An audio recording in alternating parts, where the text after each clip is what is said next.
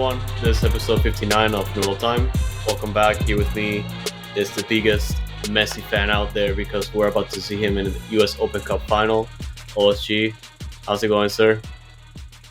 Well, if we have any control of it, we're going to put that damn dog down, bro. We're going to put that damn dog down. And what I mean by down, it's the final. So it's a one-off game. The loser goes home, and the winner gets the damn trophy. So that's what we're going to do. We're going to put the damn dog down. And I kind of hope they win all their games up until the Open Cup game. I think there's 5 games left Miami has until that Open Cup game. I hope they beat everybody just so that we can take credit for beating him. But no, at the same time, I hope Miami loses all their other games too at the same time. But yeah, forget Messi, man. Forget Messi. But yeah, kind of a up and down weekend for us here in the hustle town. Eventful week, to say the least. And yeah, mostly the positives for sure go to Dynamo this week, coming off 2 massive games, both against RSL. Coming off a 3-1 victory back in Houston on Wednesday for the US Open Cup final, which we'll be more than happy to go through, as well as yesterday, like an even bigger 3-0 road win over RSL. And can you say that again? Can you say that again? 3-0 road win against RSL. Win. You've only heard that twice this year. and it's insane for me because they're like one of the best teams in the Western Conference this year, in my opinion. And we just go out there and pretty much just pull it off in the span of 3 days, which is insane. We'll get into that in just a little bit. We also have Dash today. We're gonna go through their 1-1 draw, which is somewhat controversial because of the way the season's turning out, and there's not that many games left in the schedule. And the Dash need those wins because it's been a few months now since the last one, and they need a playoff spot, like yesterday. So we'll get into that. And we just came off you could call it a Dynamo 2 game. They just lost back in Houston 4-0 to LA Galaxy 2, which is the worst team in the Western Conference in MLS Next Pro. We'll get into that, but yeah, let's discuss here. The negatives kind of are not as heavy as the positive ones, thankfully, but there's just a lot to talk about. Yeah, and look at the timestamps so you can choose which you want to listen to. If you don't want to listen to the whole episode, look at the timestamps. They'll be in the little preview section of the episode anywhere that you're watching, and if you find it on Twitter or X or whatever at the same time. And those that are listening, if you're not in La Hinchada Discord, come on over, join us. There's always a lot of conversation going on. There's a lot of Dynamo conversation going on. Some Dash conversation, but there's enough of it. And then there's just about as much dose conversation going on. So there's always something going on in Hinchada and the Discord. So if you're a casual and you need to learn some more, hop in. If you're a diehard and want to talk about it, hop in. Guarantee you, we're going to talk back. That's for damn sure. Don't just hop in and just watch from the sidelines, because that doesn't work. You need to come in. You need to participate. We see you there, but we want to see you talk. We want to hear you. But yeah, like you said, Fox, man, let's get into it. No, yeah, we'll first get into Dynamo. We'll cover both games. First, we're going to go through the US Open Cup semifinal between the Dynamo and RSL Lake in Houston. That was on Wednesday this week. I think, for me, it was probably the craziest game to travel, back to Houston. As you may know, I live in Austin, and the trip from Austin to the stadium in Houston, it takes me about 2 hours and 30 minutes. And that game specifically was crazy for me because I literally left work at 5 and I went straight to the stadium, and I was so anxious to get there on time because I was afraid of traffic or just an accident on the road. And thankfully I got there about I got to my seat in the press box like 20 minutes before kickoff, which was kind of a miracle, honestly, because like Nice.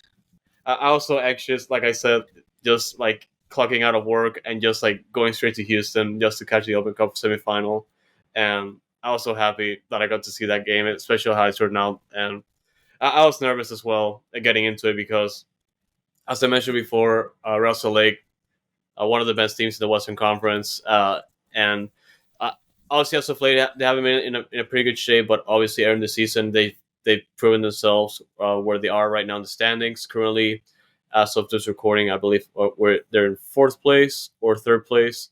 I The can't remember like RSL if was in third. third place. Okay, So yeah, a I couple wasn't sure about stats. Seattle. RSL was in third.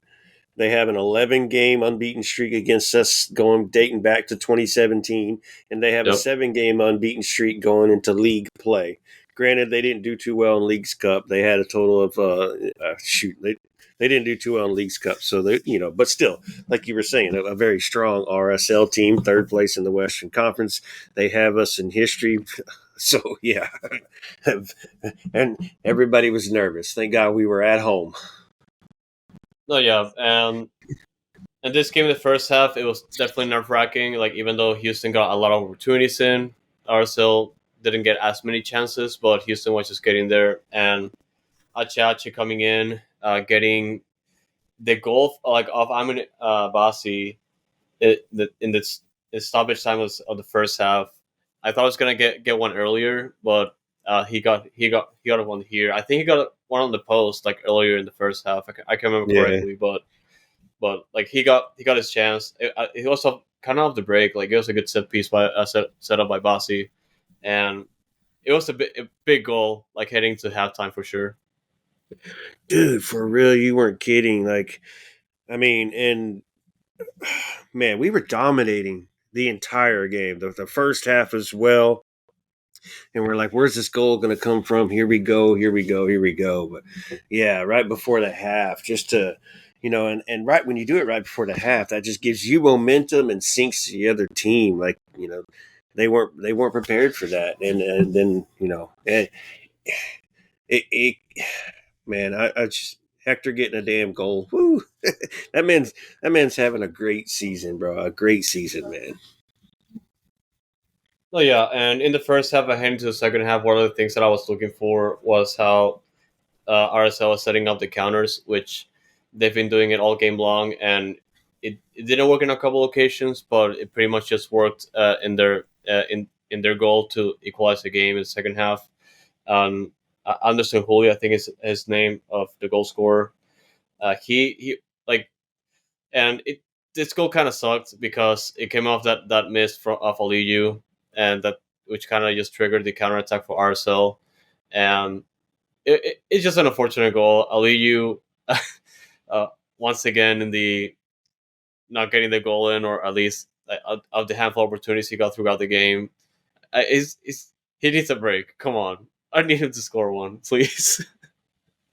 Well, and as we get into this, it was an expected lineup that was starting too as well, except for Tarbell was in the goal. So everybody else that's been starting got to start, and Tarbell was in goal because, of course, Tarbell's been getting all the Open Cup games. So he was the one in goal. That a lot of people brought that up as a question. Why Tarbell? Why Tarbell? But Ben sticking with him in the Open Cup, which brings me to the next a question that was asked as well. Does Tarbell get the start in the final? That's a tough one. I don't think so. Don't think um, so. Uh-oh. He I'm only hasn't saying done that. nothing to lose the job. He has one mistake, and it was in Leagues Cup, and he did lose his job in that. But as far as Open Cup, he's been friggin' excellent.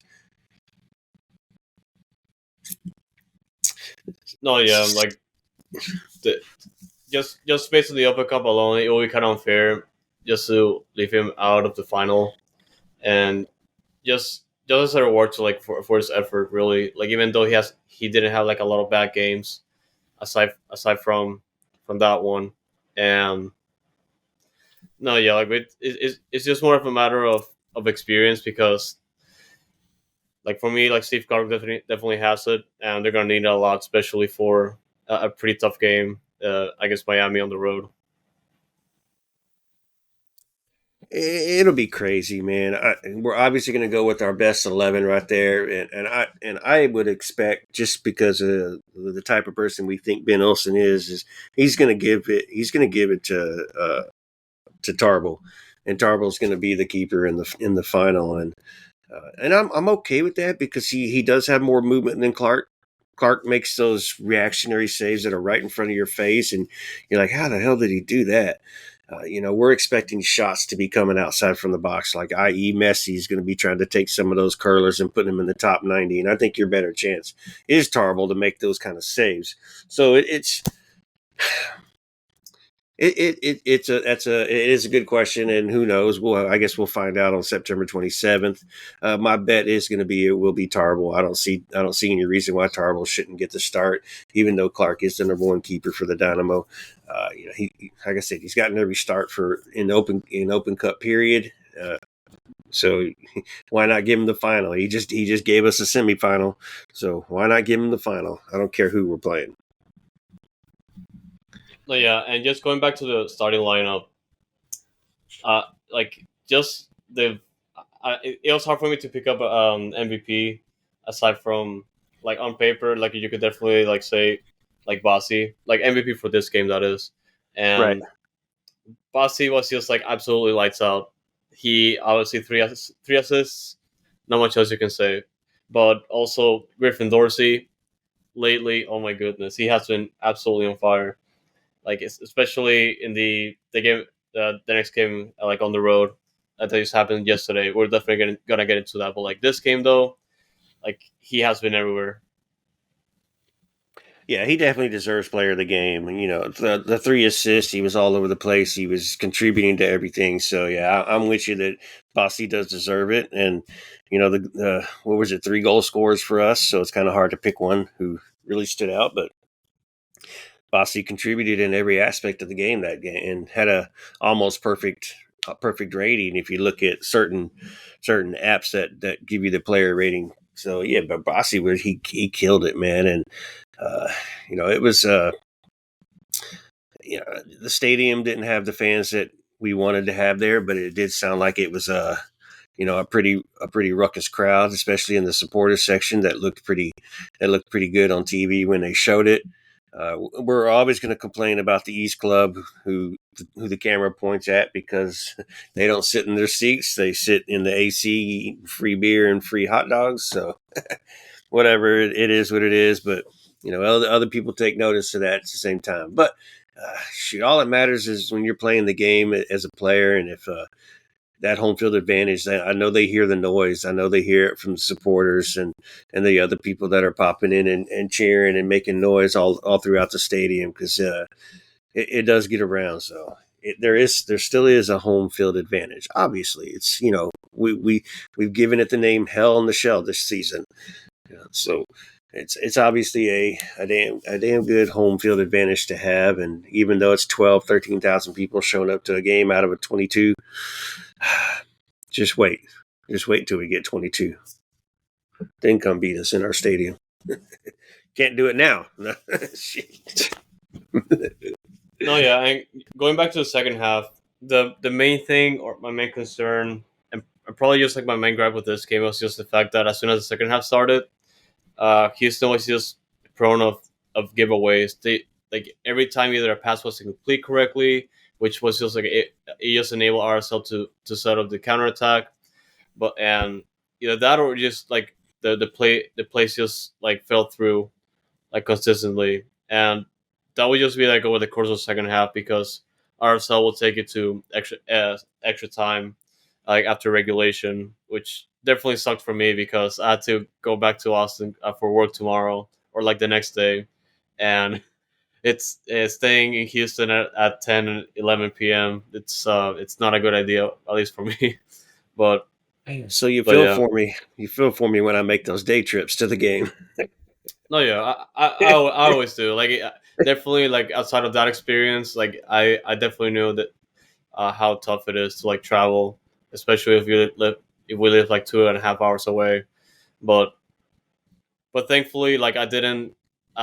I drove home happy that night because Houston would like score 2 goals and just seal it, and just going back to Basi setting up the assist for Coco, like Coco, what can you say?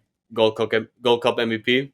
Oh yeah, He just sets it up, like absolutely crushes it and like into the far post. And that was an insane goal. That was definitely the best goal of the game for sure.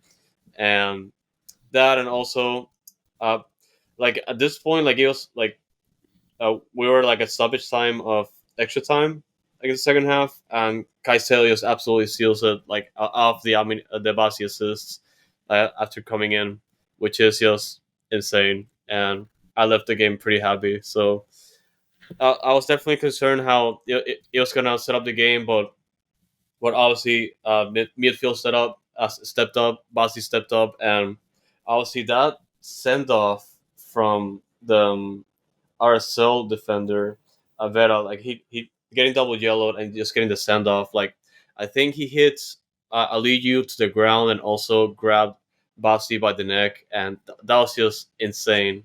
How like it got so late, but it was this was at the 120th minute, which you still had time to tie the game. Like at back then they were down by goal, and I felt like him losing his head like that. It was just ridiculous, like oh especially yeah, just like setting his team back for that.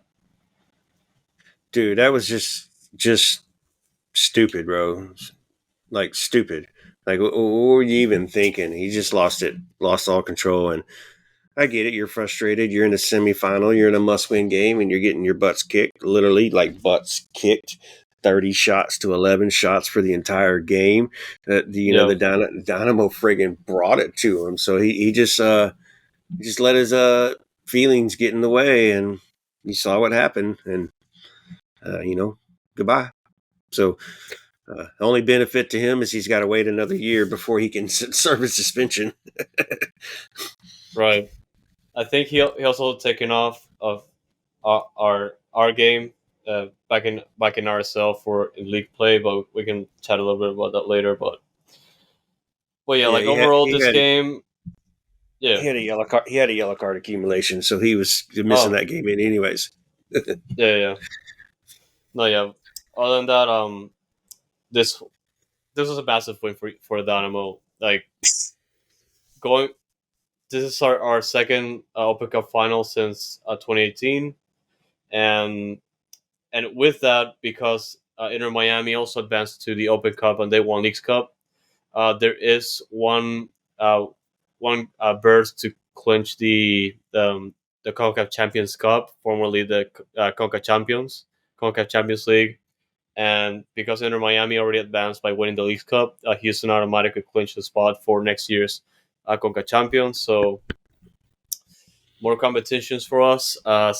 This first appearances in Concachampions since 2019 after we won the Open Cup, which is just insane.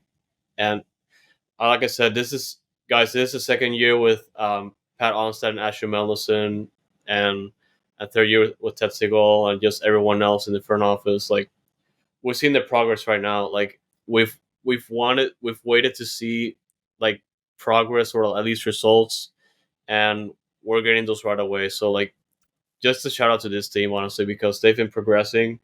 Like even though we've seen the bad losses and just like negative results, they're winning the games and they will prove it again this weekend. But like just shout out to them really, just like big credit to them for just working every single week and just getting to where we are right now. Trust the process. Trust the process. Ben's the one who we've been questioning the most, and a lot of some fans have been questioning Pat at the same time. But nah, man, we know what Ted's doing. Our biggest question is the frigging marketing department. But Pat and Ben's doing a good job adjusting because he seemed like he was just so focused on his defense and not really focused on the offense at all. And now you can start to see it starting to come alive a little bit where you're getting the chances and you just got to put them on goal, and just opportunities are coming across, and then you're still defending the way you've been defending all year, which has been excellent across the friggin' board. So it's just friggin' amazing. And your boy Baird, uh, he got robbed. He got robbed in the first half. Yep. That's Yep. stupidest call. Stupidest call. Like, come on, man. That was his goal. And they call somebody for interference or offsides or just like blocking the whatever. Like, just shut up. That dude was not. So get out of here.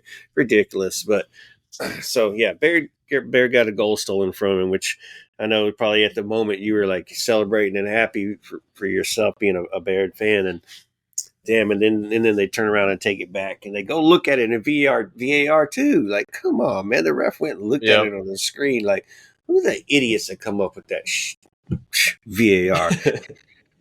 And it wasn't pro referees either. It was FIFA referees this time too. So I know they can work for both, but this was FIFA referee under control, not pro ref. So let's not mix them up, because we still hate pro ref, but FIFA's been doing a good job. They did a good job in Leagues Cup, and whatever. They just messed his call up. Like fart noise. So, yeah, I was definitely sad about that goal getting called back, but I was more happy about the goal that he will score in the next game against RSL, which we can get into right now. This game, I don't know how to describe it. Like, I definitely have some expectations, just considering how we are on the road, and even though we already played RSL, like I felt like we could have seen a different RSL this time around, like in the span of 3 days, and I was just like amazed how this game turned out to be. Like, the attack, like this is like the attack has been insane. Like, I don't know, like, because I want to put it into words, like how we never see this type of Dynamo on the road, and just playing that kind of complete game to the point that we've only allowed one shot on goal to RSL. Like, I don't know, going back to Dynamo history, like on the road, like how frequently that happens, which I doubt it ever does really. But just watching this game, like I was so excited for them to like just keep producing those goals, and like obviously Corey Berg getting that first one, which was just insane. And Bro, insane. And doing it with 6 changes in the lineup too, as yeah, well. Like, and 3 out of 4 on the back line. And the just the defense, like we've just been talking them up the whole time. The defense was just excellent again. And this time it was Brad Smith getting a start on the left side, Stairs on the right with Bartlow and McKell in the middle. So which means they Ben switched up his tactics, how usually it's the right side that pushes up on the wing and the left side sits back. Well, they did it the opposite way this time. Brad Smith pushed up and Stairs hung back and chilled, and then Franco pushed into the middle, and you could see him kind of playing like a cam position when he pushed into the middle. And it was Aliu playing out there on the wing on the right side. And man. So, but Baird getting that goal, Franco dribbling up the field and in kind of the middle of the field off to the left center, and it's Brad Smith making an overlap, and Brad Smith gets a ball from Franco, and then he just puts it perfect, dude. And at first, when you're watching Baird, he's making that run, he's making an inside run, but before Brad takes that pass, he kind of cuts back in and goes back behind the defender. And the ball was such a great pass that the defender slid and couldn't get it. And it went straight to Baird, and Baird just poked it in. And you're like, no freak for me, like, who's been giving Baird shit the whole season. Like, no friggin' way, bro. Look at this shit.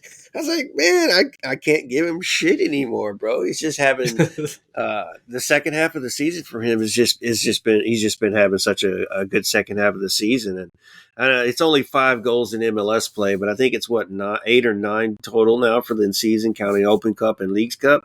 So dude's just having a good season, and he's fighting for that contract is what he's doing. But man, for sure. I know you're happy that Bear just scored that friggin' goal, and to do it in the 9th minute too. And RSL fans are probably like, "You have to be kidding me!" Yeah. We do that. We No, did that back to back double again, no, like we did yeah, at and LAFC. no, yeah, they get to see it again, but this time at home. But yeah, like it's like just going back to the lineup. Obviously, first start for Sebastian Kowalczyk, like with Dynamo. Like I thought he did like a pretty decent job. Like even though he wasn't like uh he got very involved. Like he was definitely made himself available, and he know where to place the ball. He was pretty smart about it. So a shout out to him. But also, a shout out to the back line. Really, like Mikael. Like a lot of people have been giving crap for the stuff obviously the own goals and some of the stuff they already did, like we discussed previously. But like he just anchored that back line the entire game with Bartlow. Like it was insane how defense was this game. And Brad Smith, like Brad Smith is like he just flipped the switch like a few weeks ago and just became a different player. Like he just absolutely goes up and assists the attackers, just knows where to place the ball. Like it's just insane. And like Steris, like he got a goal. He's the fullback now. Like it's insane. Bro, the right fullback was in on the left side of the field in a striker role. He was the furthest person forward when that ball came in from Machiache. It was like, I mean, even Yep. listening to the game, the announcers were like, "Stairs, the right back, the furthest guy forward getting in on a goal." And it was just brilliant for him just to flick it over, and he was barely on sides too, to tell you the truth. But Hector No, and his yeah, beautiful he ball, looked bro. offsides. Yeah. Hey, they looked at it. He was on, man. Right when Hector took that ball, they were right there, bang bang, and just All right. and the defenders were sitting there, couldn't do nothing about it. The keeper tried to come out, but Steres was there first, and Steres just headed it right over into the net, and then boom, he turns to Hector to give him his shot out, and he goes and celebrates. So it's freaking amazing, bro. Just 2-2 right then too. He's still in the first half, and again, RSL fans are probably like, "What the hell is going on here?" I love it, man. No, yeah, and the second half, like it started to be like somewhat of a different story because they started to like press forward and put them players forward to produce more, and it kind of felt like that up until the 60th minute when the play stopped because of the rain. I think the stop only lasted like 20 minutes or something like that, and anyway, after that, like the game just restarted. It felt like it was gonna be um probably RSL getting a goal, but it didn't look like that. But Coco, come on. um, if Ali's not going to score, he's going to provide the assists, which this is what he did. So I'm definitely happy with that. Well, and Coco to see Aliu too, because he got the ball from Hector, and Hector was making that run like right in front of Coco across the middle. And when you watch the replay too, it looked like Hector was expecting it back, but Coco turns to the right and he gives it to Aliu, and then Aliu just kind of he gives him an ugly pass back too, just ugly pass, but it's right to Coco, and the professional Coco is he just takes the right touch, and the keeper gets a fingertip on it, but it's not enough to stop that ball, get in the net and finish them. Finish them. 3-3 friggin' Literally, nothing, bro. 3-0.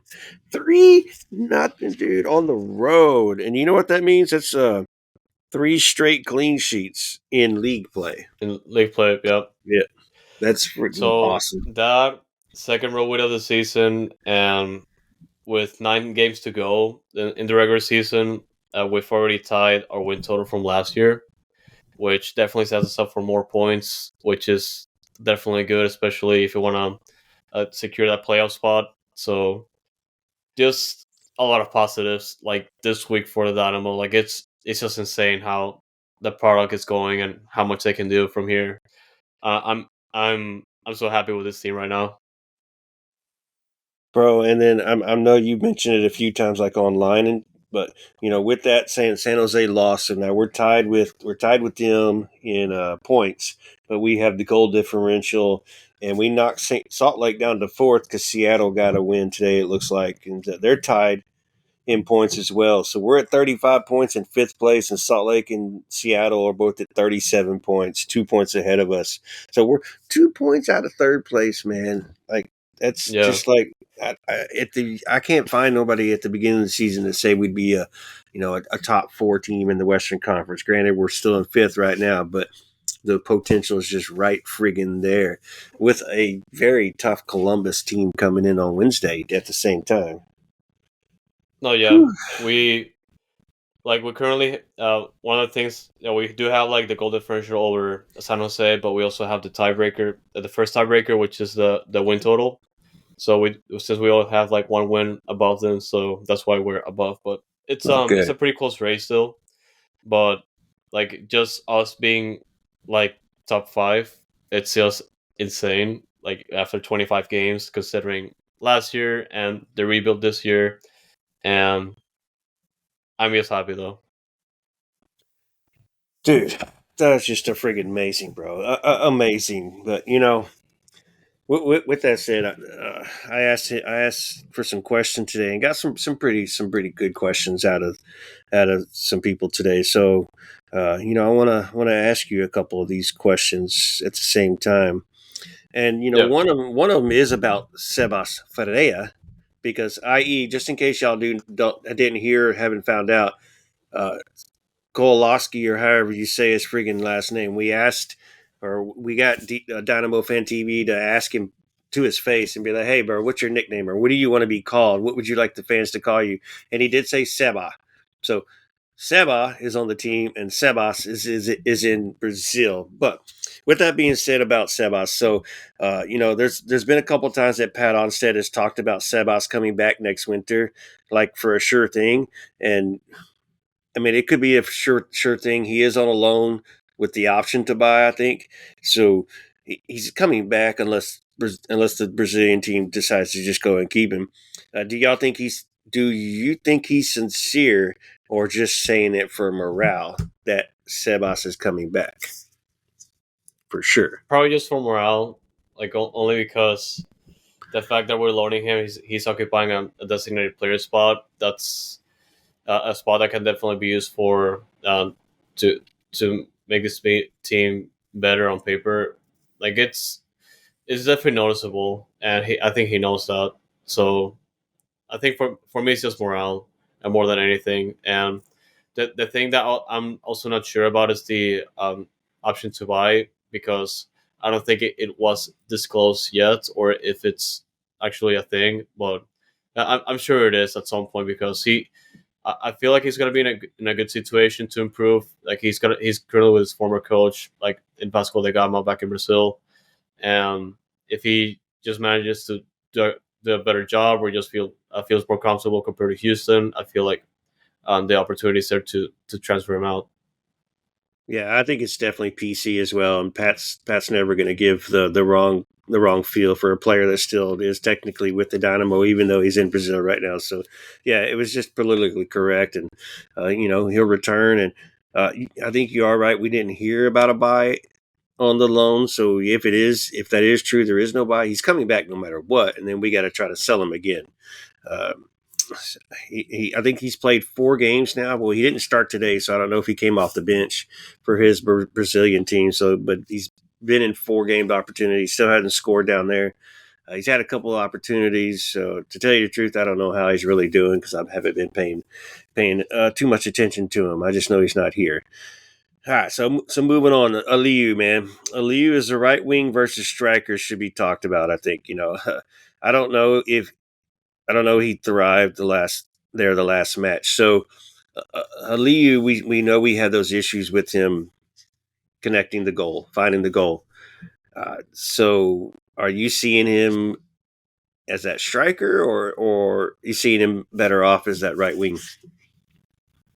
Right wing for sure. Like right now, a starting striker should definitely be Baird, and like could Aliyu be an option down the road? Sure, but as of right now, like Aliyu has been producing more, or just having significant results like as a winger, because he definitely had those chances already like in the middle, but I think he hasn't really had a lot of luck when it comes to putting those in the back of the net. But I mean, he can definitely contribute in his own ways. Like he can definitely put those like there like as a winger. But we've already seen it like this week. Like he can definitely contribute, but just as a winger, I feel like it definitely sets up a bear for success. It's kind of a difficult question because Aliu's had several opportunities where it's just clear misses when they should have been clear goals, and if he just would have put some of those into the back of the net, it wouldn't even be a discussion. Aliu would be playing the striker, and and Baird was struggling at striker but doing well at right wing. So now it's kind of flipped the script. Baird's playing well at the striker the past two games, and now it's Aliu playing better at right wing. So maybe it is something that he needed to do was get out the right wing and let Baird play the striker, and then if Baird goes cold, then switch him back again, or if Baird's not going to start, then Aliyu go back to striker, just like when Baird was subbed out against RSL, Aliyu went back to striker. So if Aliyu could just find the friggin' net, man. He does bring more to the table, I think, than Baird does at striker. The runs he's making and pulling defenders, and he's a little more pace than Baird.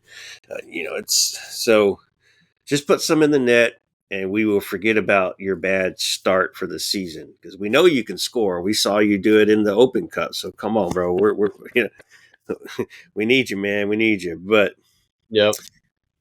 so it was a good question though, and all these questions, by the way, are coming from Hinchada. Red and Orange Guinea and Texas Hammer are the ones who producing these questions. So just give them a shout out for helping us out and giving us a topic to talk about. So this one, I think I'm gonna save it till after Dose talk. So I'll save the last two questions for after we talk about Dose. So y'all guys keep listening to the show, and we'll get the last two questions in here at the end after when we do the Dose game. No, yeah. Dynamo coming off those like two games like this week, home and away, just insane, really, and just just being in good shape to heading into the Open Cup final coming up September, and also the season with 9 games to go. We do also have 2 games to play this week. We do have we're back in Houston facing Columbus Crew, and on the road we're facing LA Galaxy.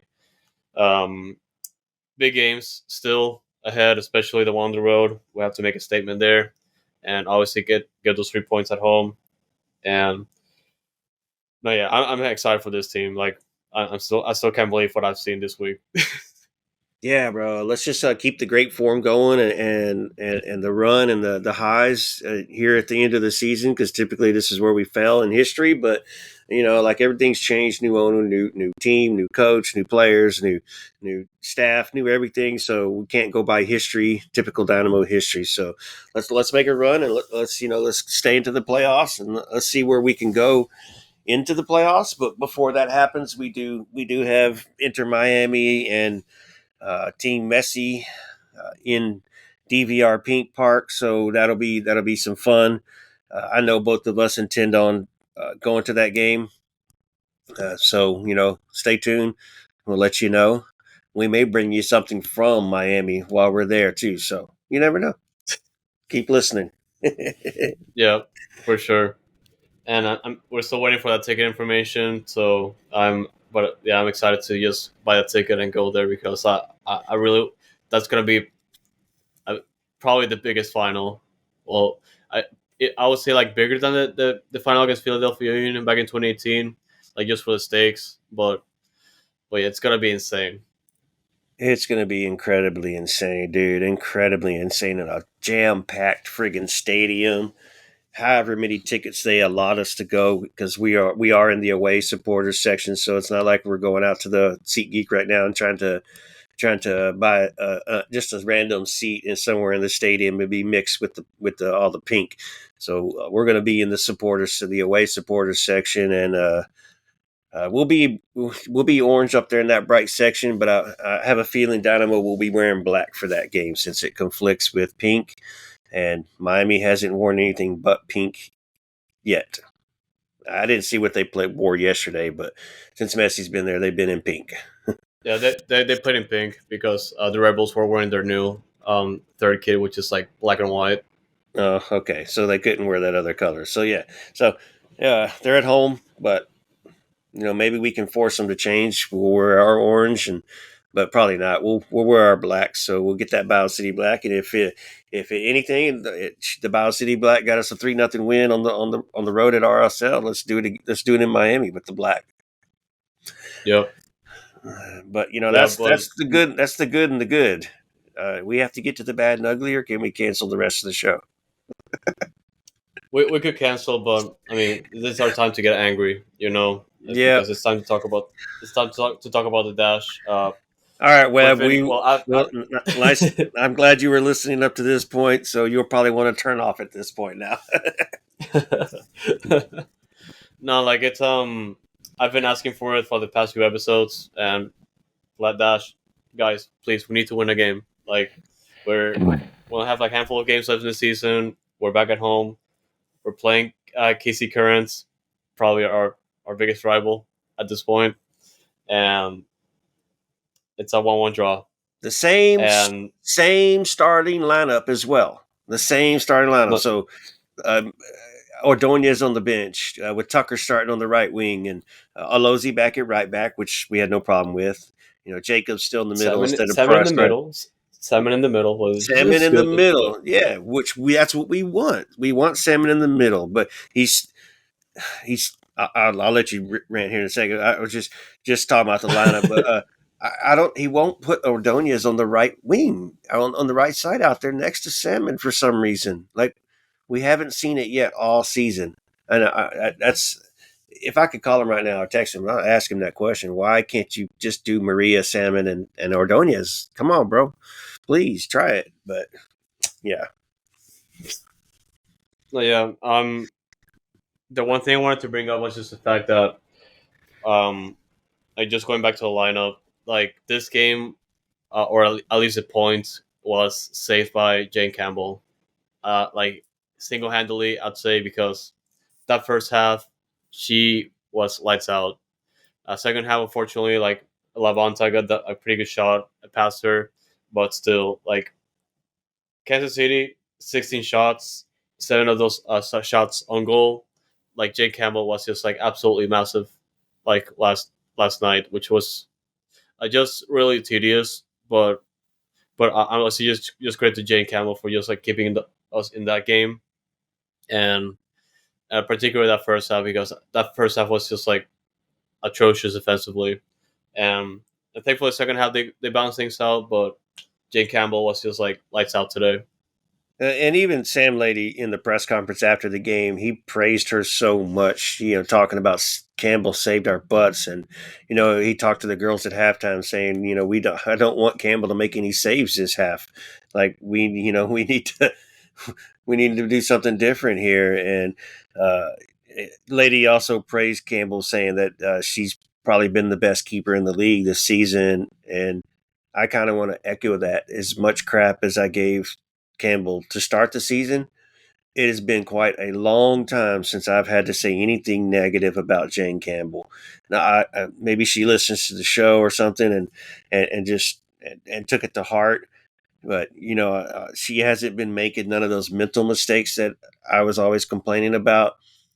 She knows how to make those saves, those reaction saves, and those diving to the left and diving to the right. Just she makes those saves. You're not getting a shot into the goal off of her. It's when situations that make the keeper have to think is what I was always complaining about. But the defense has been holding their own not for the most part. The defense has been the best defense in the league, period.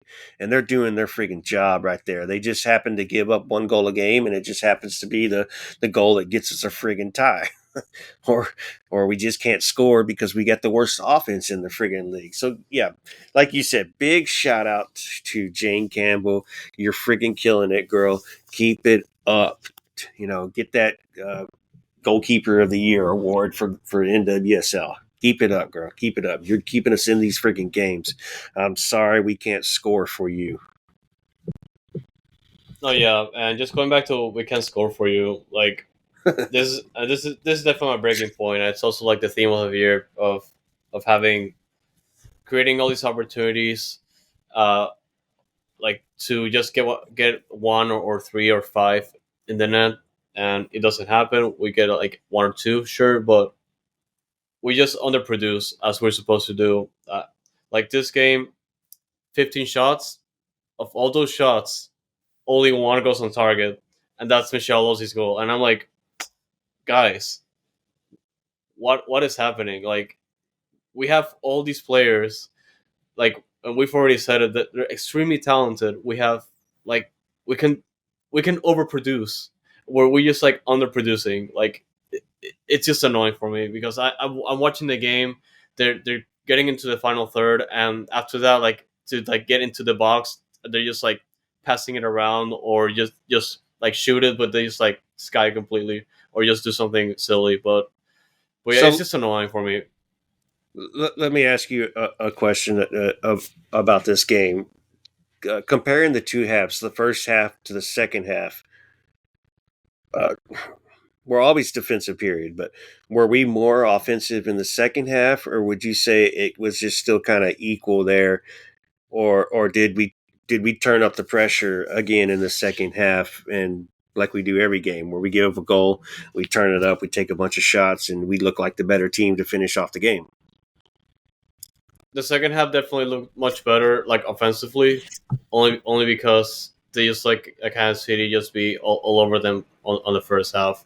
At least that's how I saw it because they still have some sort of possession still at Houston, but they just let Kansas City do their own thing in the first half, and thankfully, like it didn't turn out to be much, but yeah, it's just disappointing just because of the opportunities that are missed.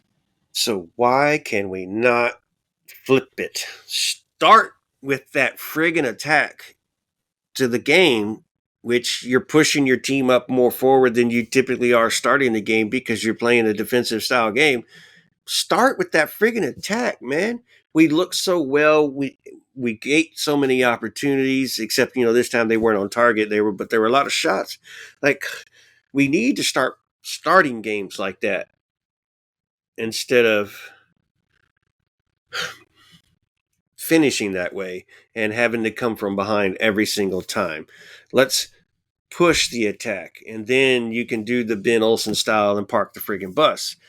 Uh, you know, Defense wins championships, but you got to score goals to win games. So, got to get to that championship game. And right now, we're not doing that. And Sam or Jane, if you're listening, will you please pass this on to Sam, lady? Like, please start with the attacking style and give it a chance. I mean, you can always adjust 15 minutes into the game. We go down a goal. Our defense is friggin' stellar. They play very well every single game. They're the best defense in the NWSL, period. So, you can trust your defense. So let's put some pressure on that attack and let them play strong from the start. You have a lot of subs. You have a lot of good opportunity players that can come off the bench and cover for these girls if they get tired or run out of gas. So, and your defense is still going to hold it down for you towards the end of the game. You don't have to worry about that. Nadesco goes 100 miles an hour for 90 friggin' minutes and doesn't give up one friggin' bit. Alosi's tearing it up on the right side. You have Katie Lynn, who doesn't make a mistake at all. And you do have Jacobs, and you can rotate Pricelock in, coach. Put her in. So you have the players, man. Let's get that friggin' attack going, please. Please, please, please. We are definitely in friggin' crunch time right now. And I haven't even mentioned where we're at in the standings. No, yeah, and we can definitely get into that because, like I said earlier, it's definitely not an ideal situation for Houston because they haven't won a single league game since June, early June. That's and just heading into the next game, which is gonna be September. That's already gonna be like 3 months already since the last win in league play, which it's definitely not gonna do you a lot of favors, especially if you're still tying games, or if you're still planning to win it out with only 5 games remaining, and just hoping for the best for like playoff scenarios. But yeah, this once again that had to be won, fair and simple. So, like we say every week, top six make it to the playoffs in the NWSL. Although Reign are in sixth place, and currently while we're recording, they're playing their game right now and they're losing. So that's a bonus. We're at 20 points. They're at 24 points. So that leaves us only 4 points behind because there's still 6 minutes left, 5 minutes left in extra time, and they're down 2-1. So they can still ouch. They can still come back and salvage a point or whatever and just make it a little further. But sixth place is 24 points. Orlando is 22 points in seventh. Louisville has 21 in eighth. And we're sitting in ninth right now with 20 points. 11th place, LA. We'll say KC caught up to us because they got 19 points sitting in 10th. But right now, sitting in 11th place with 18 points, but beating OL Reign is LA. So if this scoreline holds up, they get 3 points and jump up to 21. They'll be tied for 8th, and that pushes us down to 10th. So we're about to lose a spot, but looking at it, I think that's okay because that doesn't give OL Reign the gap, because they could have definitely got 3 points from this game and gone up to 27, and then we'd be chasing 26 points for sixth place. So I think this LA game, LA beating OL Reign, if they can hold on this last 4 minutes, is a bonus and still gives Houston a chance. But bro, we're right there at that crunch line where we have to get points, and you're going to a third place San Diego team on Sunday. You have 5 games remaining in the schedule for the Dash, and only one of those games is going to be back at home, and that's going to be against Angel City in October. And the rest of the games, like on the road. And our teams are above us. And yeah, the teams are above us in the standings, and so that's a bonus. Win those games, and you're catching up or jumping somebody because you beat a team above you. No, yeah, you can't draw anymore. Like, no more draws, please. Yeah, no more draws, bro. No more draws. No more draws. You're not kidding, dude. You're not kidding. Man, 4 wins, 5 losses, and 8 draws. 8 friggin' draws, dude. Even Lady mentioned that in the press conference, bro. He even mentioned that. And by the way, you can find the press conferences for all the teams, the Dynamo, the Dash, and Dose on YouTube. If you're in Hinchada and you're listening, they're on the promotional channel. Rushan, who does a great job and actually posts all the press conferences in that channel for us so that we can go back and see them. We don't have to go chasing down the YouTube. They're directly right there, headed in front of us. So, Go listen to his press conference and just you can listen to them all. And when the players come up too, they bring players to every single press conference as well, and it's just crazy, dude. Like eight ties. He even mentioned we got to win. We can't be drawing. And look at where we're at. We're stuck in a position right now in crunch time, like you said, 3 out of 4 games on the road. And we're not playing like we did on the road last year. So we can't go back and say we play well on the road. So we got to do something, bro. 4 wins ain't getting us nothing. No, yeah, definitely crunch time for the Dash. And speaking of crunch time, because we also have another team that has a handful of games left in the schedule and likes to do silly stuff in the last few games. Houston Dynamo 2. They lost today 4-0 at home. So I like to skip by this one quick because, long story short, they absolutely got shredded in the counterattack. Like, LA Galaxy 2 was just everywhere. Like Houston lost the ball and they had like 3 players forward ready to attack, or 2 or 3 players really, and they just absolutely decimated them. Like, they got all the shots in. Like, they were playing, like, they had like absolutely like insane finishing, and that's pretty much it because Dynamo 2 was just absolutely out of it offensively and defensively. Dude, I said at one point in the Discord, Dose are playing like Dash. They look good at they look good attacking, but can't hit the friggin' target, and then they give up a friggin' goal. And today they gave up 4 to last place LA Galaxy, who have given up 61 goals all season, by far the worst in Next Pro, and we score 0. We score 0. Also, we did have friggin' Chase Gasper. That's the reason why Dose Yeah, lost, because just the fall Chase, guy. yeah, the fall guy, bro. It's Like all Chase's fault. like why is he still getting minutes? He's not going to play for the first team. Let him sit on the friggin' bench for the second team and let LaFleur play like you're supposed to, bro. And then Gasper can come off the friggin' bench and do cleanup time if you want to keep using the guy. He's horrible, and I can't stand it. Thor got a start in this game for Dose and did absolutely nothing. I mean, I even watched him a few times. It's like I get, I don't know, it's like his whole time, but he was walking around. Papa Ndoye was the right wing, and I would see Papa Ndoye cross Thor's path, chasing the ball to the other side of the field and doing the work to try to get the ball back because Dose liked to press high, and they were pressing the opponent a lot. And I'm like, Thor, what the hell are you doing, bro? Like he's just like checked out or lazy or what? I don't know what it is. So Thor was just a shit show today, and we're missing the Thor that we were seeing last season with all the potential. And I don't know where this kid is at right now.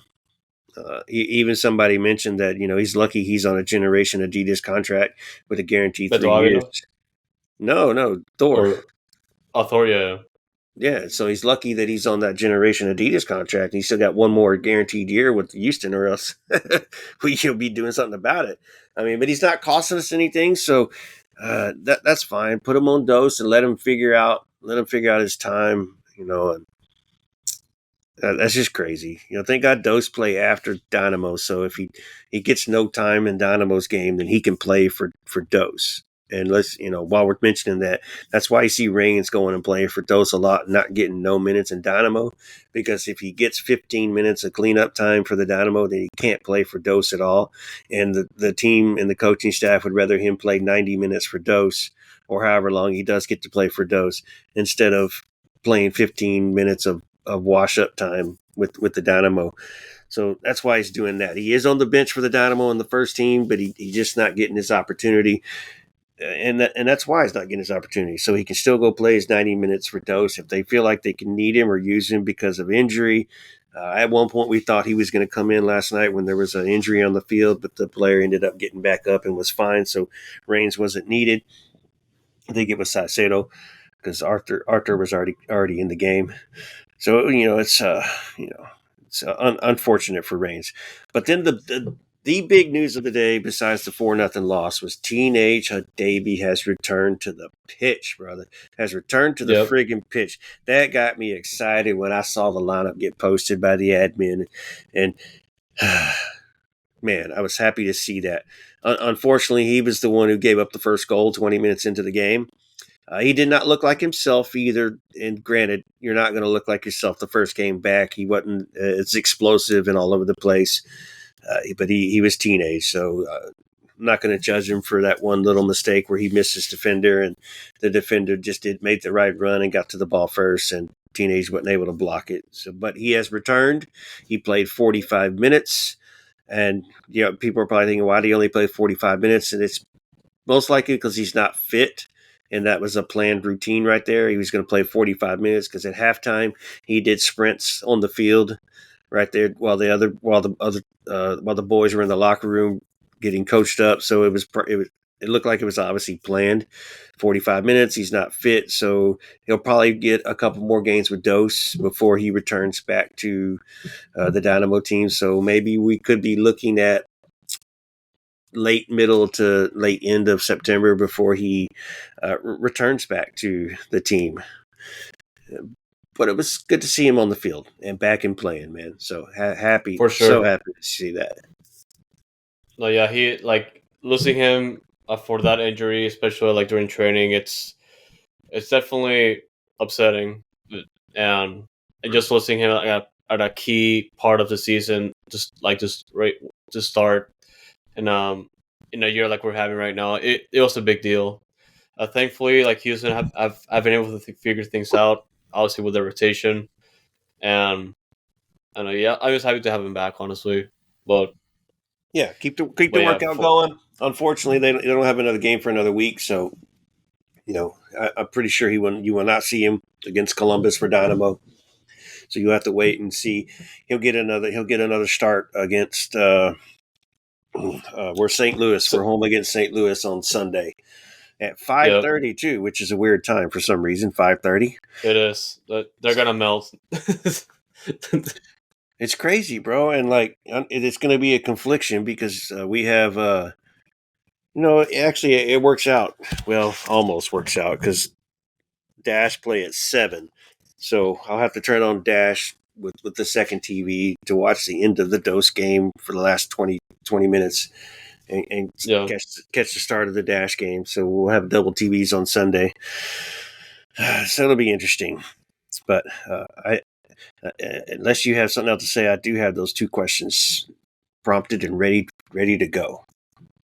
No, yeah. 4 games left in the schedule for Dynamo 2. As OSG just mentioned, the next game is going to be like back home against St. Louis City 2. And like obviously as crunch time goes, it definitely didn't help us, even though we're still sticking around 6th place in the Western Conference standings.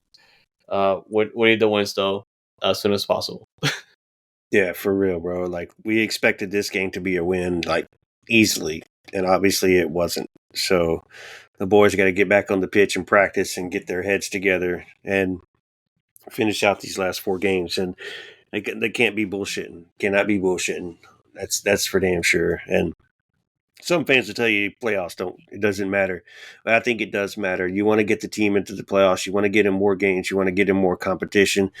You want to keep those players playing as long as possible and, being potential players for the first team if needed in case some emergency injury pops up for the Dynamo. Some players will be ready to go. So let's get them into the playoffs and let's not do a failure right here because, technically all 3 teams can make the playoffs. 2 are above the playoff line, 1's below. The Dash are kind of in that scary red zone where they're going to, if they don't perform this next game, they're probably going to be pretty much out. They won't have enough time to catch back up. Dose is right at the bottom of that line in 6th place, so they've got some work to do. Not let people catch them, and then Dynamo, just we talked about them, how they're doing. Shoot, but it's time. Yep, crunch time. Crunch time for real, bro. All right, so couple more questions. I got, this is Texas Hammer again. If Dose keeps playing how they've been playing, there has to be Dose players that are going to want to get signed on the first team. Reigns and friends can only wait so long before they start wanting to look for first team minutes elsewhere. And I told him I'd ask this question, but we have kind of talked about Reigns previously. So he's referring to other players, and Reigns and Mama both came out and said they're happy, they understand who they're behind, and they appreciate who they're playing behind, and they're appreciating the teaching that they're getting from those special players that are in front of you, Hector Herrera, Coco, even Arthur. So Reigns is happy. So I guess I would refer to some of the other players for Dose, and he wasn't specific on any of those players, but do you? So they've been players that have there. That has to be those players that are going to want to get signed on the first team. They can only wait for so long to look for getting first team minutes elsewhere. So do you see some players that potentially could be those that could be snagged by other MLS teams, or is there somebody on Dose you might want to that we could use on the first team right now, or? Well, as a player that can definitely look for other options elsewhere because that's their goal. Our forward situation is definitely crowded. Papa Ndoye is the first name that comes up because like he's still fairly young, but if he's looking for minutes in MLS or just like first division play elsewhere, he can definitely compete for it. But at the same time, it's gonna be tough for him. But if he believes it, he can definitely do it. Like we've seen it play all year long and last year, and he has what it takes. But yeah, I can definitely see him as that kind of player only because of the amount of time he has spent like in MLS Next Pro at this point. And he's in a tougher situation because he put himself in the super draft last year, did not get drafted, did not get picked up by anybody in free agency and in return to the Dynamo. So he's kind of in a tougher situation where he probably doesn't feel like he's kind of stuck where he's at. So he's hoping the way he's played this season can maybe catch some eyes, and somebody needs a need for him at the same time. So yeah, that's tough for Ndoye because I like what he's doing. He's got some potential, but he's 24, I think. No, yeah, and I think we already discussed this, but I think this might be like the contract year for Talon Maples, if I'm not mistaken. Like Yeah, I I think don't think so. like he might be in a similar situation because he's I feel like he can definitely look towards like better opportunities like in like better divisions, but he might just be like in that scenario where like he might not get like an opportunity elsewhere and he might stick around, but we'll see. Like if he's happy with the team, like he might just stay around really. There's that too, and hopefully somebody's catching his eye because unless there's a spot that opens up for the first team for Dynamo next year, and we're able to bring him up, which right now I don't see, but you never know what's going to happen in the off season. He needs to do something for himself because he's the captain, which is an extra benefit and incentive for other teams too. He's a solid center back. He checks a lot of the boxes that a lot of teams need. So there's that possibility that somebody does have an eye on him. So we'll see. Hope he has a good agent getting out there looking for him. But if he stays, we're definitely good with him staying. And if he's got to play on Dose again, he's got to play on Dose again. But whatever fits him and suits him personally, you're right. Oh yeah, but I mean a lot of that can be also be applied for like some of the players on the team. I wouldn't say all of them because most of them are fairly young and could use those minutes to prove themselves. At least like have it as a platform to show themselves out. But it's just like a really just a handful of players like that can definitely make that call. Really. Yeah, and there's still some young ones. Diego Gonzalez, who's been with the team forever, and he's working his way up, but he's still young, so he'll have an opportunity, and he's got a firsthand rapport with the coach. Sebastian Rodriguez, who's 15, who starts at the CDM every friggin' game. We drafted Charles Auguste and probably didn't know what Rodriguez was going to turn into, and he's the one who's getting the playing time. Obviously, Reigns is still sitting there. You have Morana, who does have a who's on a supplemental spot for the first team, so he could be brought up to the first team at any moment. And he hasn't been able to make that cut, even though right side is he could have been used in certain points, or at least put on the bench. And then we're winning 3-0 against RSL, and you put him in and let him get some time or whatever. But that's okay at the same time. So we'll see how that goes. But moving on. So. And we kind of answered this question talking about teenagers friggin' he's not fit yet, but And yeah, he's a fitness. But when teenage comes back, because Mikel and other than his and Clark's era in Leeds club has been solid, no way we get rid of Escobar, Eric, or Dorsey. What do we see teenage coming back into the starting lineup? Do we leave it to Mikel? And I think it just kind of mentors on how quick can teenage get back into the playing form, and is he going to be the teenage he was to start the season? But I'll let you answer that question. What do you do with teenage when he returns to the first team? honestly, it's going to be pretty difficult for him to get back to the level that he was, and I definitely think he can get back to that. But the main thing is that we're this late into the season, and we're about to approach like a pretty important stretch of games, especially with the Open Cup final on like right around the corner, and also us trying to like clinch a playoff spot. And I'm only saying that because like in the last stretch of games, like defensively, like the competition is there for the starting spot, and it's just a matter of Teenage Adebe trying is going to have to earn it back. Essentially, what's going to come down to, and can he do it? Like I said, he definitely can, but it's gonna take. I feel like it's gonna take more effort to get into that position because it's like I don't know if he's just gonna get like whenever he's ready, which I feel like is gonna be like a month or two down the road, like you mentioned. It's not gonna be like he's gonna get dropped off just like that. Like he might just start getting acclimated by getting subbed in certain games, like Reynolds has done in the past with like in that specific situation. But yeah, I feel like it's gonna come down to that because like Mikhail, he's stepping up big time. Barlow, he's definitely stepping up as well, and like Sviatchenko, like he's been definitely getting more minutes or just being in that starting presence more often than not. And so as of right now, like we're in pretty good shape, and obviously Teenage coming back not only strengthens that competition further, but also has more opportunities for but also to play around with when it comes to the defensive lineup.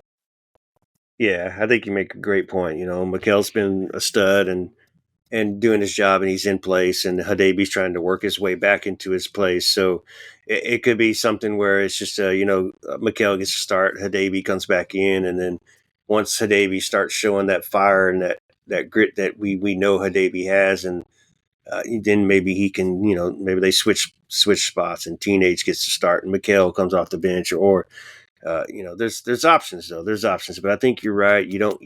Mikel doesn't lose the position. Teenage has to work his way back, and then you see when Teenage has returned back to his form and his friggin' brilliance, then that's when Teenage gets the spot back. But it's a good problem to have. That's what every coach likes to have is players that you got to put on the field, and it's hard to put them all on the field at the same time. You can only put 11, and you're playing every game with 20. So you got 9 subs sitting on the bench that you could use, and of the 20, 11 of them get to start. And you're only allowed 5 subs, so thank God it's 5 and not 3. 3 would be freaking killer still. But, Yeah. Yeah. But, it is what it is. So we'll see how it goes. And that's all the questions I got. Thank you, Hinchadans, for providing those questions for us. And, and like I said, y'all hop into Hinchada. There's always ways to get in. Just ask somebody for the link, or you can find the link on Noodle Tempio's profile. Oh yeah, man. As always, it's definitely good to see everyone being engaged. Like obviously that happens whenever the Dynamo are doing pretty good. We see more engagement like across social media and just fans speaking their minds because the Dynamo are in pretty good shape to improve.